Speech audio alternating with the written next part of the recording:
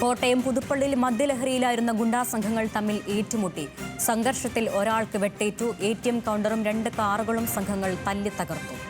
കോട്ടയത്ത് നിന്ന് വിവരങ്ങൾ നൽകാൻ ഗോകുൽ രമേശുണ്ട്. ഗോകുൽ, എന്താണ് സംഭവിച്ചത്? 8 മണിയോട് കൂടിയിട്ടായിരുന്നു സംഭവം. പുതുപ്പള്ളിയിൽ ബാറിൽ നിന്നും മദ്യപിച്ചിറങ്ങിയ സംഘമാണ് പരസ്പരം ഏറ്റുമുട്ടുകയുണ്ടായത്. മദ്യലഹരിയിലായിരുന്നു 2 സംഘങ്ങളും. ഈ 2 ഗുണ്ടാ സംഘങ്ങൾ തമ്മിലാണ് ഇത്തരത്തിൽ ഏറ്റുമുട്ടലുണ്ടായത്.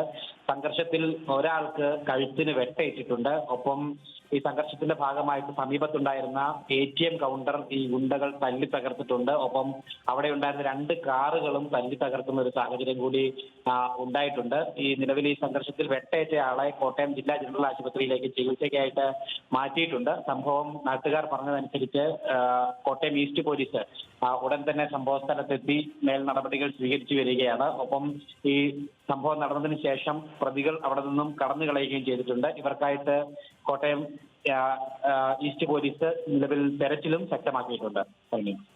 ശരി ഗൂഗിൾ, കോട്ടയത്താണ് ഗുണ്ടാ സംഘങ്ങൾ തമ്മിലുള്ള സംഘർഷത്തിൽ ഒരാൾക്ക് വെട്ടേറ്റത്. ഗൂഗിൾ രമേശാണ് വിശദാംശങ്ങൾ നൽകിയത്.